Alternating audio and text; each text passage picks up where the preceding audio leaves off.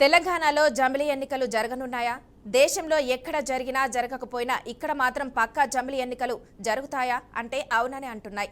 Telangana CM వ్యాఖ్యలను బట్టి ఇది నిజమేనని అర్థమవుతుంది. ఇంతకీ తెలంగాణలో జమిలీ ఎన్నికలు జరుగుతాయని అనడానికి కారణమేంటి? అసలు జమిలీ ఎన్నికల వల్ల రాష్ట్రానికి ఎంత మేర మేలు జరుగుతుంది, నష్టం జరిగితే అది ఎలాంటిది?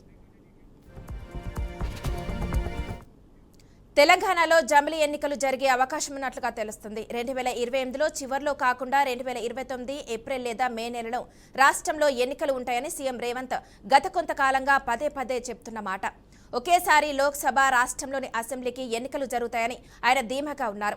తద్వారా తనకు మరో 6 నెలల పాలన సమయం అదనంగా కలిసి వస్తుందని అంటున్నారు. దీనిపై న్యాయ నిపుణులు, ఎన్నికల సంఘం అధికారులు సైతం ఎలాంటి రాజ్యాంగ ప్రక్రియ అవసరం లేకుండా కేంద్ర ఎన్నికల సంఘం అనుకుంటే జమిలీ ఎన్నికలు నిర్వహించమని చెప్తున్నారు. ఇక మామూలుగా తెలంగాణ అసెంబ్లీకి 2028 నవంబర్ లేదా డిసెంబర్లో జరగాల్సి ఉంటుంది.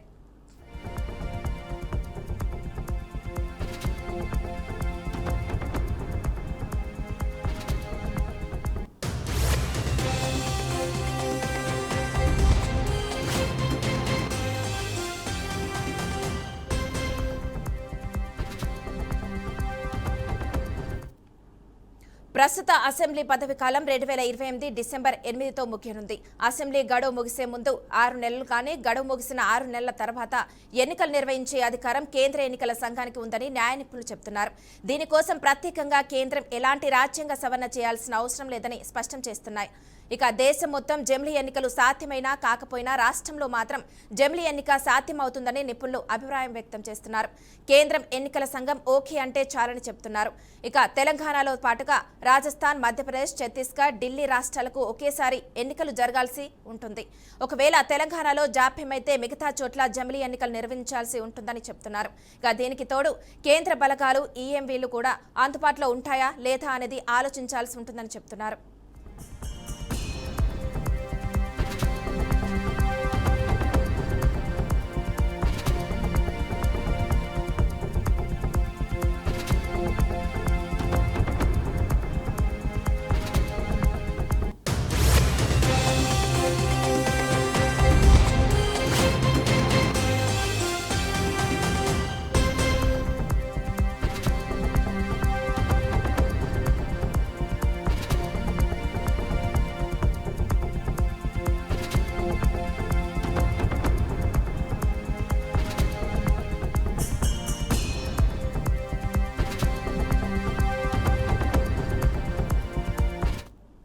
కేంద్రం జనాభా లెక్కల సంవత్సరాన్ని చాలా వ్యూహాత్మకంగా పకడ్బందీగా నిర్ణయించింది. ప్రస్తుతం జరిగేవి 2027 జనాభా లెక్కలుగా పరిగణిస్తారు. 2027 మార్చి 1గా జనాభా లెక్కలను పరిగణలోకి తీసుకుంటారు. రాజ్యాంగం ప్రకారం నియోజకవర్గాల పునర్విభజన చట్టంలో 2026 తర్వాత జరిగే జనాభా లెక్కలను పరిగణలోకి తీసుకుని నియోజకవర్గాలను పునర్విభజించాలని 2008 సెగ్మెంట్ల పునర్విభజన సమయంలో పొందుపరిచారు. దీని ద్వారా 2027 జనాభా లెక్కలుగా పరిగణిస్తున్నందున ప్రస్తుతం చేపట్టే జనాభా లెక్కల ద్వారా నియోజకవర్గాల పునర్విభజన చేపట్టొచ్చు. అదే సమయంలో చట్టసభల్లో మహిళలకు 33% రిజర్వేషన్లు కల్పించే చట్టంలో 2026 తర్వాత జనాభా లెక్కలను పరిగణలోకి తీసుకుని మహిళా బిల్లులను అమలు చేయాలని కూడా చట్టంలో పొందుపరిచారు. ఇక దీంతో నియోజకవర్గాల పునర్విభజన, చట్టసభల్లో మహిళలకు రిజర్వేషన్లు ఒకేసారి అమలు చేసే విధంగా జనాభా లెక్కల తేదీలను కేంద్ర ప్రభుత్వం ఖరారు చేసింది.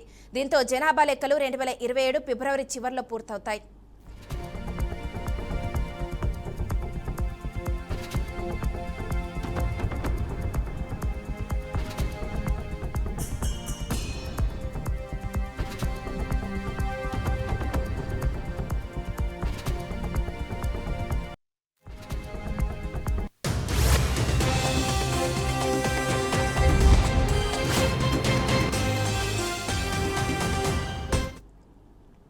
ఆన్లైన్ ద్వారానే జనాభా లెక్కలు చేస్తున్నందున నియోజకవర్గాల పునర్విభజన, మహిళా బిల్లులకు అవసరమైన లెక్కలు 6 నెలల్లోపే వస్తాయని తెలుస్తుంది.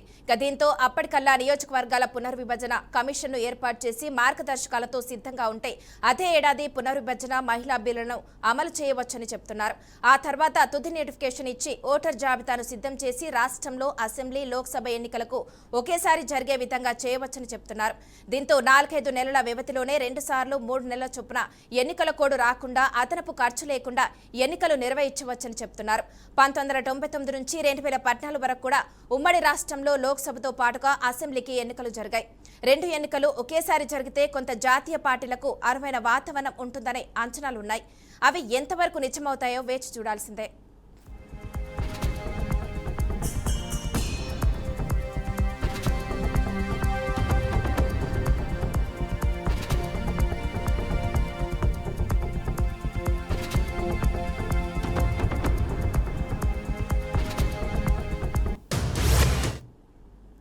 నియోజకవర్గాల పునర్విభజన పూర్తయితే తెలంగాణ అసెంబ్లీలో సీట్లు పెరగనున్నాయి.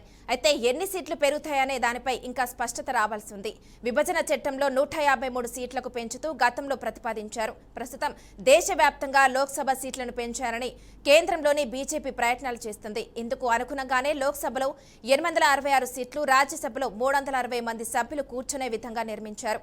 ఈ ప్రతిపాదికన తెలంగాణలో ఎన్ని సీట్లు పెరుగుతాయి, ఏ ప్రాతిపదికన చేస్తారు అనే విషయాలపై స్పష్టత రావాల్సి ఉంది. దీనికి తోడు మహిళలకు 33% సీట్లు రిజర్వ్ చేయాల్సి ఉన్నందున అంతే సంఖ్యలో లోక్సభలో సీట్లను పెంచుతారని తెలుస్తుంది. ఇక ఈ ప్రకారం 50 లేదా 60% సీట్లను పెంచుతారని, అందుకు అనుగుణంగానే లోక్సభలో 866 మంది కూర్చునేలా ముందస్తు అంచనాలతో నిర్మాణం చేపట్టారని గుర్తు చేస్తున్నారు.